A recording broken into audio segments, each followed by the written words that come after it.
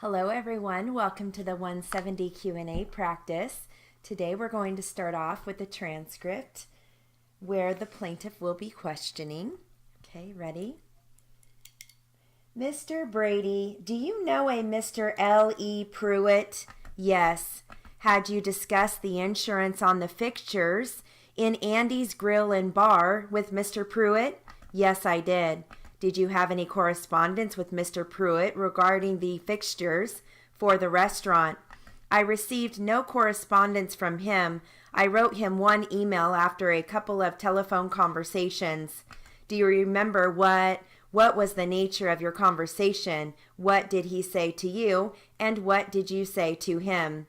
As I recall his office, I contacted his office after getting a phone call from Mr. Newman's secretary stating that Mr. Pruitt had called them and had told them that Mr. Parker didn't want us to write any insurance on this property, that Mr. Pruitt was going to write all the insurance for them.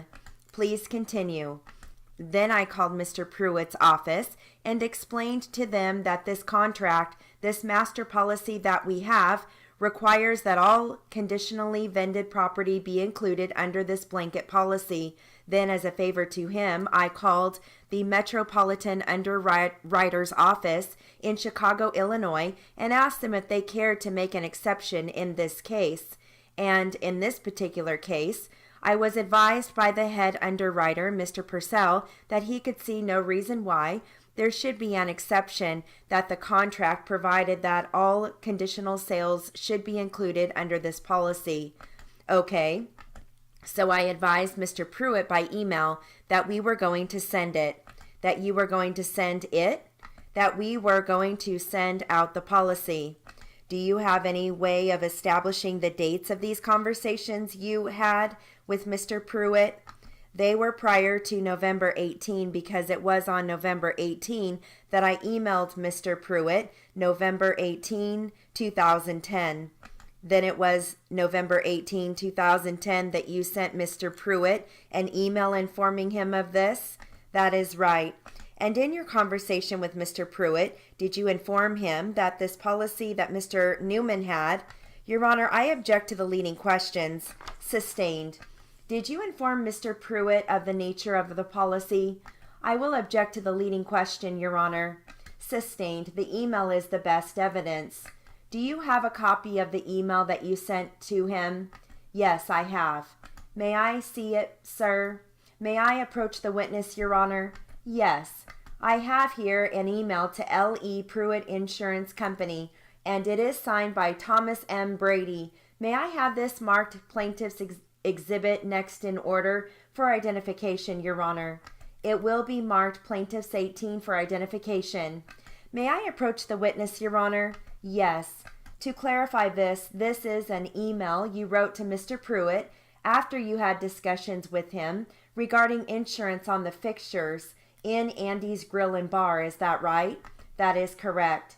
Would you read the email to us, please? November 18, 2010, L.E. Pruitt Insurance, 5028 Main Street, Springfield, Illinois. Subject, Andy's Bar and Grill.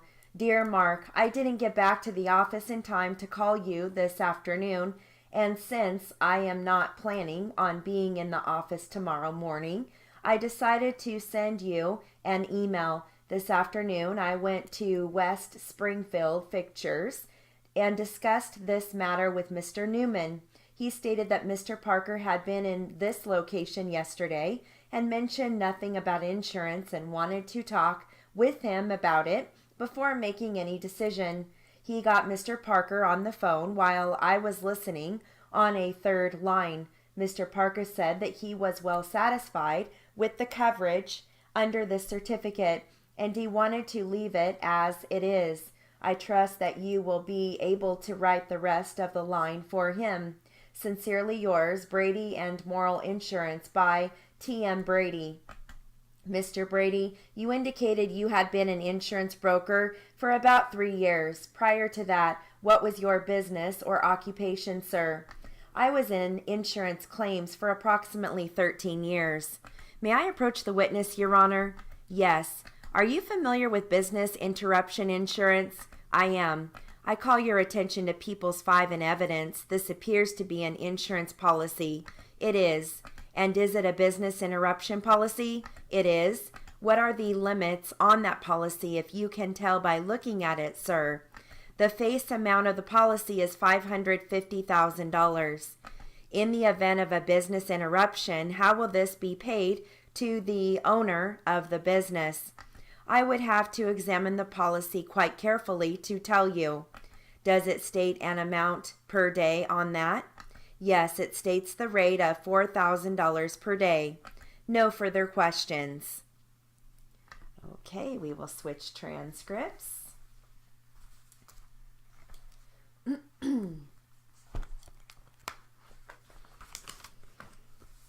This is going to be defense questioning. While you were still at the scene of the accident, did you see the two vehicles? Did they separate the two vehicles while you were there? When I came back from calling the police, when the police were there, yes. Did you notice any damage to the front of the blue car? Yes, he barely couldn't drive it. He barely even got it to Big 5. Were any of the headlights broken? Yes. What else was broken on his car? I didn't see much. I just saw the hood. It was just crumpled up. And his car had to be towed from the scene? No, it was a hill, so I don't know how he got it down there. But he couldn't move it from Big 5, where we all had stopped, to get out of the road. Did the accident occur right where the Big 5 store is? No. You keep referring to Big 5. How far? Because I refer to that because when the police got there, we didn't want to keep the road blocked up. So they had us move down into the parking lot. And the Big 5 is close by? Yes. About how far? I really don't know, but I'd say about 2 or 3 blocks, 2 blocks. And it's downhill? Well, because we were on top of a hill over a freeway, so we had to go down the hill and then through the signal, and then we had to turn into a driveway and then pull into that. So it was, with all that, I'd say it's about 2 blocks or a block. I'm not good with distance. Distance, yes. Did you see the driver of the blue car get in his car and try to drive it up the hill? We never went up a hill. I thought the Big 5 was on the other side of the freeway. Yeah, but I wasn't looking because I think we were like right on top, okay, of this hill. Okay, did you talk to any of the police officers? All they said to me is if anybody needs an ambulance, and I said no. Did your mother ask you if you were okay? Yes. And what did you tell her? I said that I feel fine, but I'm shaking really bad. What about Jennifer? Did Jennifer say she was hurt? She was getting upset because I kept on asking her, so she didn't really answer. Did your mother say she was hurt? I know she said, yeah, I just now got hit. We understand it's a traumatic thing to be involved in an auto accident. Did you feel any pain after this accident? That night. Where was your pain? Where did you feel? In my back. What part of your back? Top half. Is it here on your shoulders? Well, it was in my leg and from like right here up. I don't know how to describe that. Is that between your shoulder blades? Do you know what your shoulder blades are? Yeah, I know that. Make sure you give her a chance to ask her question, okay, Heather? Give her a good chance to finish her question, and then she'll give you plenty of time to answer, okay? Okay. You felt the pain between your 2 shoulder blades, correct? Yes.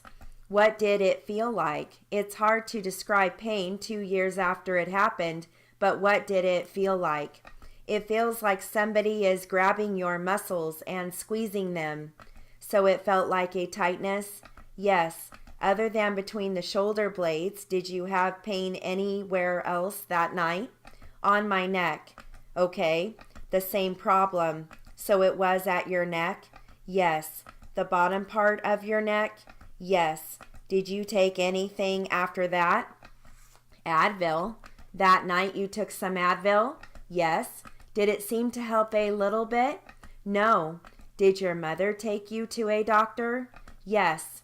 When did she take you to the doctor? I'm not sure how long after. It seemed like forever because it hurt. That's because it hurt so bad. Okay, that concludes our Q&A practice for the 170 class. Have a great day.